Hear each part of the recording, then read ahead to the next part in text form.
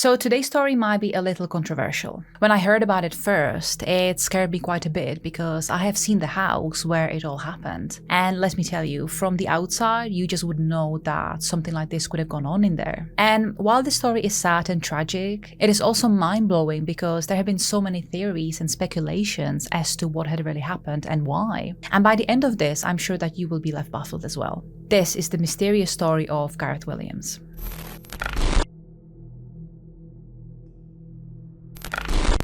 On a very sunny and warm day of 15th of August 2010, a 31-year-old Welsh-born man named Gareth Williams was sitting on his couch in his flat in London. He was thinking of what to do with the rest of his day. Gareth had actually planned to meet up that evening with one of his colleagues, but he was also scheduled to lead an important presentation at work the following morning, and so Gareth knew that he really should take it easy.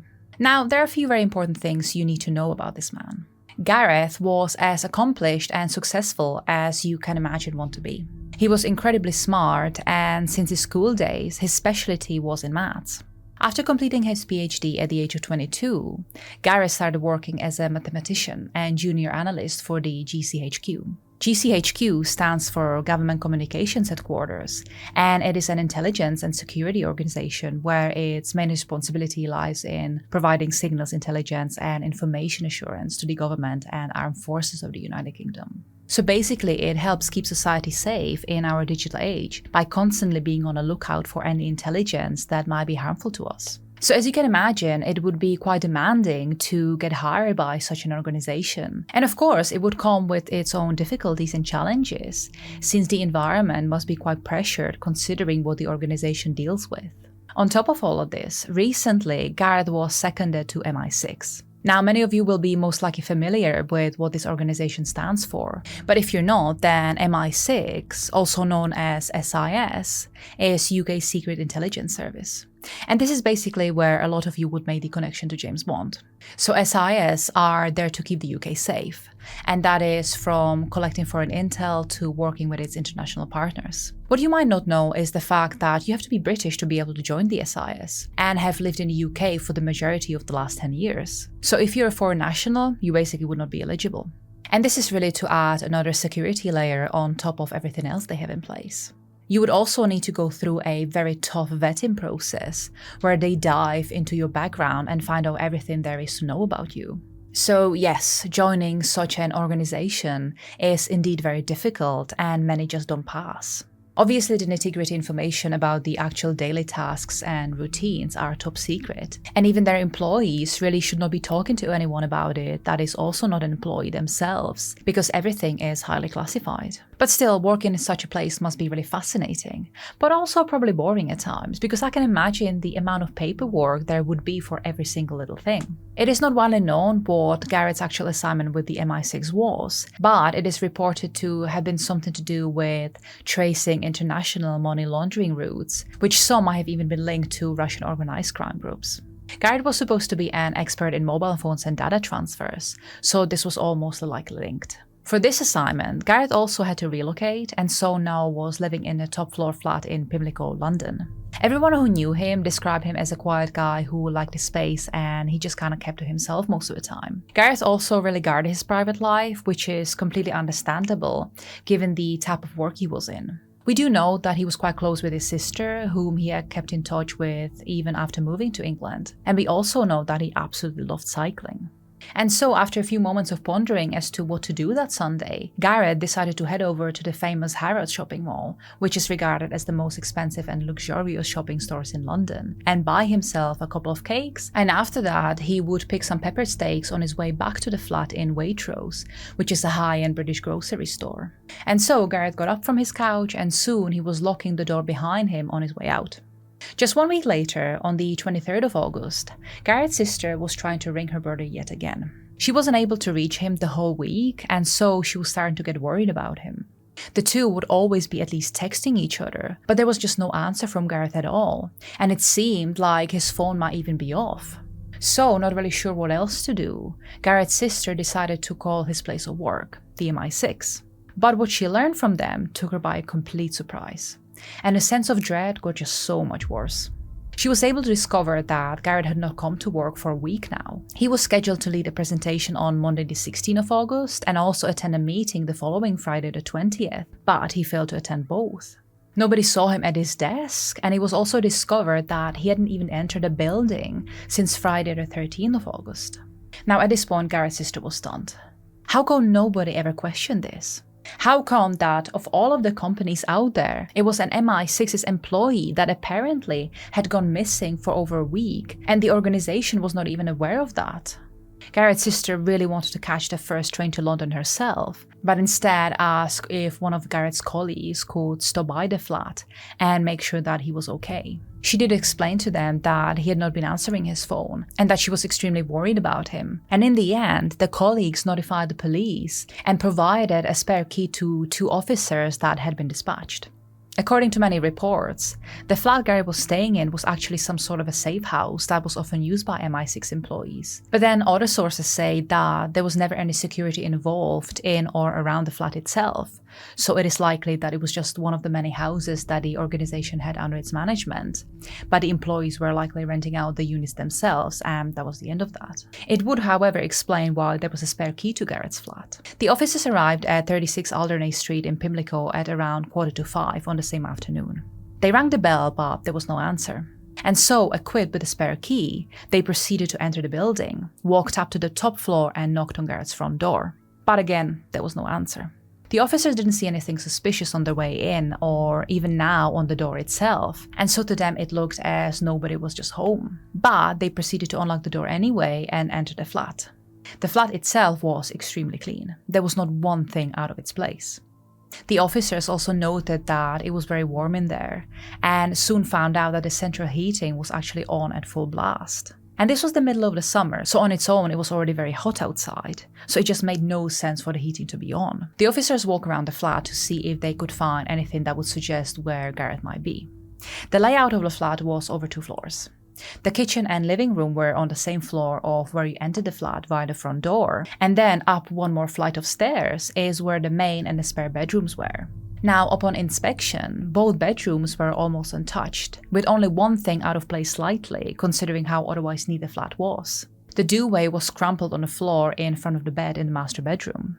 The last room that still needed checking was the ensuite bathroom, which at the moment still had its door shut. So the officers walked over to it and opened the door. And what they discovered inside haunts them still to date. Upon entering the bathroom, the officers were immediately hit with this incredibly foul smell, as if something was rotting in there. At first, they had no idea what could have been causing this, as after they switched on the lights in there, the bathroom itself seemed completely clean.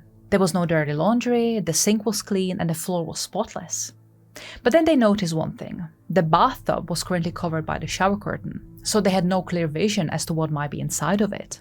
The officers, who were now covering their mouth and nose, went over to the bathtub and pulled the curtains open. And immediately they went into an utter state of shock, because they had never imagined that they would find something like this in there. Lying in the bathtub was a large red and black hold-all bag, and it was obvious that a terrible smell was coming from within it. The officers found it to be zipped up shut and padlocked with no keys inside. And so the officers had to carefully cut the padlock off the zipper and then proceeded to fully unzip the bag. And immediately they just could not believe what they were looking at. Crammed in the bag was a human body curled up in a fetal position. At first, it wasn't really clear who that person could have been in there, because the body was in a very bad state of decomposition. The officers immediately called for the coroner and marked the whole flat as a crime scene. Upon investigating the body, it was determined that it belonged to a male, and the DNA confirmed that it was indeed of the missing Gareth Williams. According to the coroner, Fiona Wilcox, there was no visible sign of struggle or injuries, apart from a tiny scratch on Gareth's head and small bruising on his elbows. But that was presumed to have come from just being locked in a bag and not being caused by a third party. There was also no trace of alcohol or recreational drugs in his body. Now, we all know that toxicology doesn't always test for everything, so it is entirely possible that something was missed at that point. Wilcox also suggested that his death looked as if it had been criminally mediated, suggesting that Gareth was indeed murdered. And so the whole flat was searched thoroughly to find any clues or information that would help the investigators progress with the case. There was no forced entry, and the main door to the flat was locked. There was a doorknob removed, which potentially might have had traces of DNA, but we will never know that. The police would eventually remove the front door and locks in Gareth's apartment for any potential evidence, but we have never actually heard if anything came out after that. Speaking of DNA, the most stunning fact is that there was virtually none found anywhere. Not in the kitchen, not in the bedroom, not in the living room, and most importantly, not in the bathroom. Everything was spotless and clean. Almost too clean, one might say. A small bit of DNA was later found on the padlock and zipper, and they came back as belonging to at least 2 unidentified persons and not to Gareth. This could suggest that the DNA did belong to his killers. In the kitchen, a green towel was found inside one of the cabinets, and after lifting a DNA sample, it came back as Gareth, so that was immediately discarded. A small trace of semen was also found along the bathtub, but that was also identified to be Gareth's. This stood out to everyone as strange because the flat was being kept so clean, and Gareth was also known himself as being extremely neat. So potentially that could have gotten there just as Gareth's body was placed into the bag. On the table of the living room, a mobile phone, 2 SIM cards and a laptop was found. It was determined that one of Gareth's 4 phones, most likely his personal one, was factory reset. Now, considering what Gareth did for a living, this was extremely suspicious. There could have been all sorts of evidence, but again, we will never know that for sure. In the spare bedroom and in the living room, female clothes and wigs in a total sum of £20,000 were found. These later sparked quite a few debates, but I will get to that in just one moment.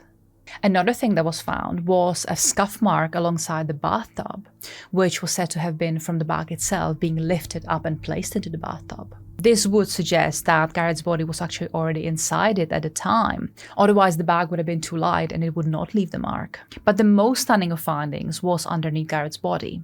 There, the investigators found a key to the padlock. And so a large-scale investigation was launched. Because of who the deceased man was, the MI6 pledged to take this very seriously and get to the bottom of this case as soon as they could.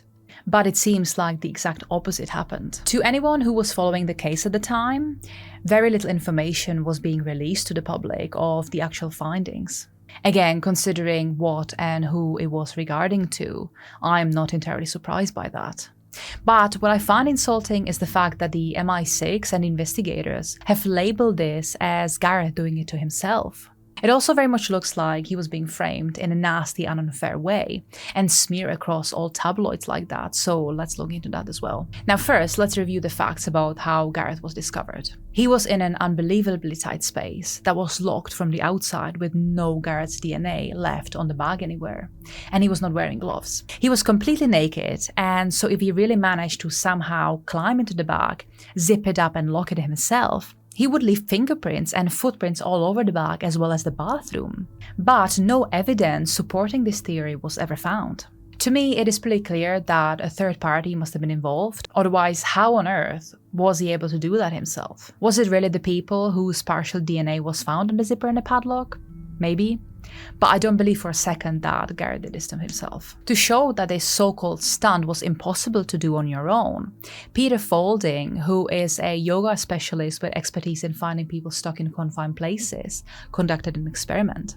Peter was working with Scotland Yard at the time, and over 300 times he tried to position and lock himself in the same bag. But he failed to do that every single time. Now, from the images, I would argue that Peter was larger than Gareth might have been, so to me, it was not the most interesting of findings that he managed to do. But what he did point out was the fact that he tried positioning a person who pretended like they were unconscious into the bag, which he was able to do very easily. And as he was lifting the bag to place it into the bathtub, he too left the very same scuff mark on the tub itself, exactly like the one that was found on Gareth's bathtub. Peter also brought another important fact for consideration. The room was pitch black, as the lights were found to be off by the investigators.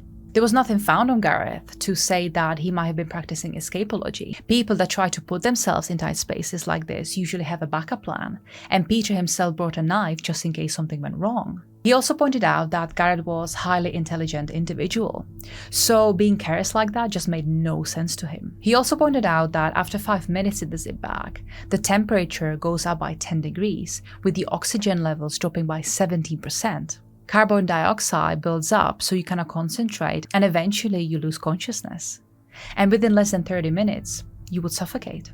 So Peter strongly believed that Gareth was already dead when he was placed into the bag. Now, to put this into perspective, there was another test done to see if this was possible to do. This was done in 2012 by a former Sergeant Jim Featherstone, and he argued that it was a very well-known trick used by very flexible thieves operating at airports. He also said that as long as the sides of the bag can be pinched together, it is possible to lock yourself in. He then proceeded to demonstrate this with his 16-year-old daughter Izzy. Izzy was a similar build to Gareth, but was still 3 inches shorter than him. She still climbed into the bag and then partially closed it. She then pulled her knees towards her chest, so now she was in the same fetal position as Gareth had been. And that is when she was able to drop the 2 zipples together. She left just enough space for her hand to be able to reach out to lock the padlock. And when she managed to do just that, she pulled the hand back inside of the bag and closed the zip fully, leaving herself fully sealed in. Her father Jim said that this would have been actually easier to do in the bathtub because the person inside of the bag can use the sides of the bathtub to better position themselves within the bag. He also continued on to say that even though Izzy was 3 inches shorter than Gareth had been, being curled up in a fetal position like that would erase all the difference. And the fact that Gareth would have been stronger than the teenage girl would also help him out a lot. Apparently, Jim was also surprised by the fact that Peter Faulding, the yoga specialist, had been unable to do this himself. Jim tried contacting the authorities with his findings, but his calls were never answered, and a spokesman for the Met Police refused to comment. There was also a reporter, a woman named Claire Hayhurts, who again was of similar build to Gareth, and apparently she too managed to zip herself in the bag.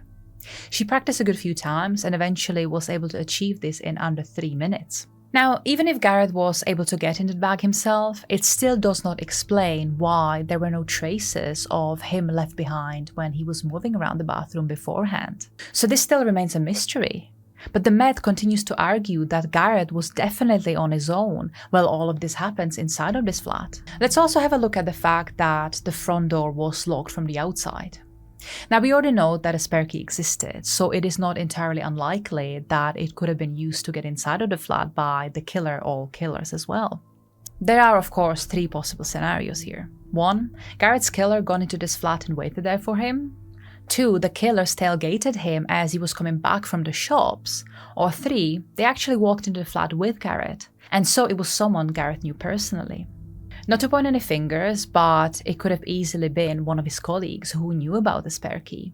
And it could have even been the person that Gareth was actually supposed to meet on the August 15. The last time Gareth was seen was that afternoon of that Sunday when he was shopping, and after that we have no information of his potential whereabouts. So this theory is entirely plausible. We also know that the heating was turned up to the max, which would suggest that someone was trying to destroy evidence. It would also speed up the decomposition of the body, which again would help cover up any DNA evidence that might have been left on Gareth. And also, what about the removed doors and locks? Was it really for evidence, or was it removed because of something else? What I also find interesting is that everyone keeps fixating on the fact that there was a key found underneath Gareth's body. Now, every time I bought a padlock, it was also 2 keys that came with it. And so to me, it seems like someone killed Gareth, put 1 spare key underneath his body, and then just locked the bag with Gareth inside of it with the other key, and then just took it away with them. Another highly interesting fact is where Gareth's body was actually found, the bathtub. It almost sounds like a cliche, but it is in fact a very convenient way where someone might place a body. There is a drain, so any leaks that would inevitably come would go straight into it, which meant that the flats down below would never know that there was a body up in the flat above them. I would imagine that the smell would eventually get out, but the bathroom was within the main bedroom, which was a whole floor above the flat below Gareth's. And so if nobody ever came by, maybe it would actually not bother anyone.